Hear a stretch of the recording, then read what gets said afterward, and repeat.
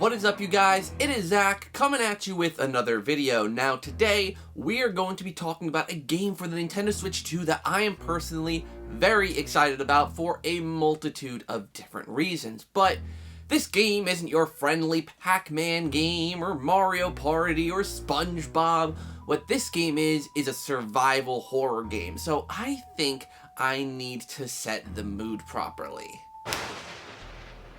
Yeah, there we go. Now, we're going to be talking about this game called Cronos: The New Dawn, which I'm personally very excited about, and we're going to get into that in just a second. So, if you enjoyed today's video, definitely make sure to drop a like, comment, and subscribe, all that stuff down below. And of course, consider getting yourself some of the new ZakPak merch, including this cool Luigi's Mansion 4 water bottle design. I really like it, so without any further ado, shameless plugs aside, let's just get right on into the video. So firstly, why am I so excited for this game? Well, firstly, for those of you who do not know, I am a huge fan of survival horror games. I love the genre, and I feel like Nintendo just doesn't get enough survival horror games. All the survival horror games that we got for the Nintendo Switch, for instance, were basically ports and remasters and remakes from the past. Like, obviously, all the Resident Evils, Alien Isolation was a port. So honestly, this game, Cronos: The New Dawn, being day and date with the other platforms coming out at the same exact time is something special, and I'm very excited to actually get to play this when it comes out. And of course, obviously, I'm going to be playing it on the Nintendo Switch 2. I know that there might be some, downsides to playing on the Nintendo Switch 2 over something like the PlayStation 5 or the Xbox Series X, mostly probably being frame rate and resolution, but that stuff, as you guys know, doesn't bother me as much as it bothers everyone else, so I'm perfectly fine with the game having a little bit of a lower frame rate compared to the Xbox and PlayStation.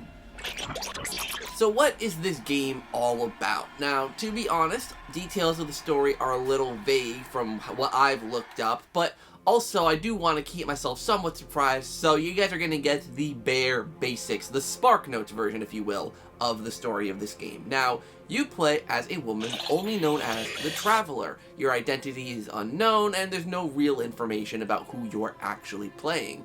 And there was an event that caused disastrous effects over in our world, and you seemingly need to go back in time to address certain things of the past, collect the essence of certain historical figures, and use that to hopefully restore the world. That's kind of my understanding of the game's story. There could be elements of the story that I'm missing, but like I said, this is based on what I've gathered from the story information that I personally looked up. Seemingly, from what we've seen of the gameplay, you're exploring a war-torn or somehow devastated version of Poland.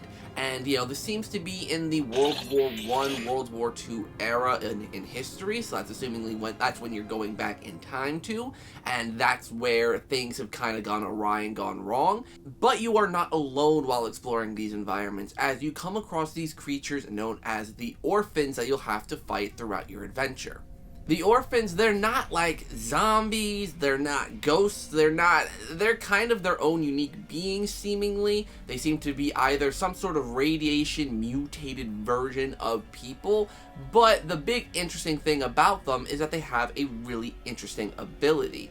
Orphans can use other dead orphans to make themselves stronger. So, for example, if you're exploring a level and you come across an orphan, and let's say you kill it with a weapon, and it lays dormant on the ground, another orphan can come along and use that orphan that you just killed and ingest it and make itself even stronger, making it even more difficult for you to kill.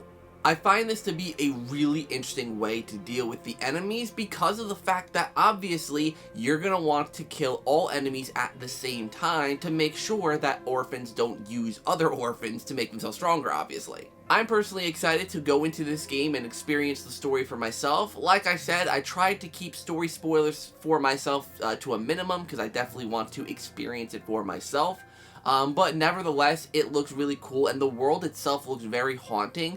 People have described it as being very abandoned, feeling like you're very alone and isolated in this world that's been completely devastated.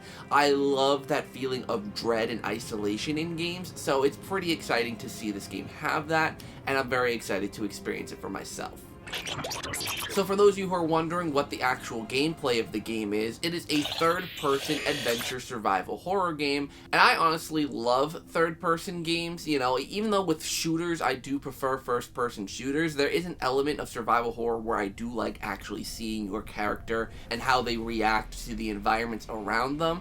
Really, really cool stuff. Obviously, your character is in like a spacesuit the whole entire time, so you don't really get to see their reactions and expressions, but I still think it's really cool, and I'm really excited to get to explore this world. And this game seems to be a little more old school in its approach, as it seems to be a lot more of a you need to conserve your ammo, you need to manage your resources properly, or you can obviously be very ill-equipped for fights if you just go willy-nilly, guns a-blazing, and just shoot everything in sight. That's obviously not how this game is designed to be played. It's a little more of an authentic survival horror game as opposed to one of the more action-y based ones, like something like Resident Evil 4.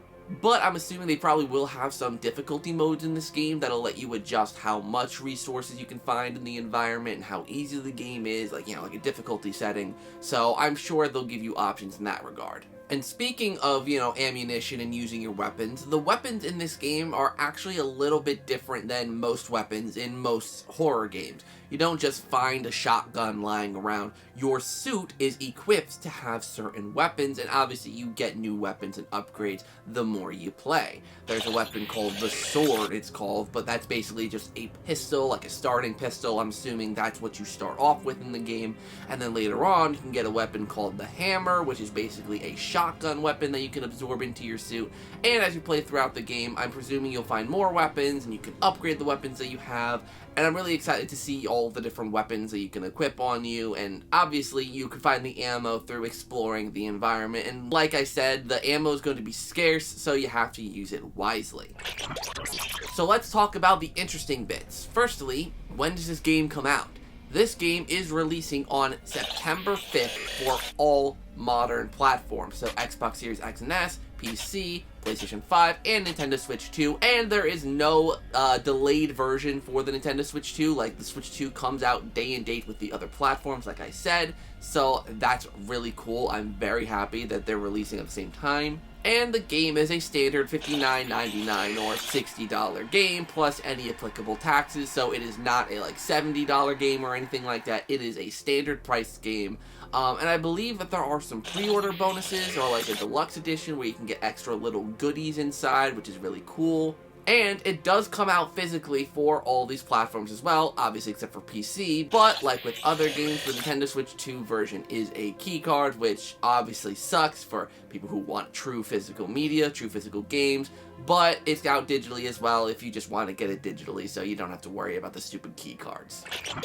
Obviously, as someone who loves survival horror, this game has really intrigued me. It's grabbed my interest, and while I might not be the most knowledgeable about this game, I definitely wanted to talk about it and give it some appreciation, because personally, I want the Nintendo Switch 2 to get a lot more horror games, new horror games specifically, and this is just the first step in that realm. Obviously, this is developed by Bloober team, who developed the Silent Hill 2 remake, and I would love to see Silent Hill 2 come to the Nintendo Switch 2 at some point. That would be a great one to get. But what do you guys think? Let me know down in the comments down below. I would truly love to hear what you all have to say. And if you enjoyed today's video, definitely make sure to drop a like, comment, and subscribe, all that stuff down below. Hit that notification bell so you can be notified of when I upload videos, and consider becoming a ZakPak member. It helps out the channel and means a lot to me.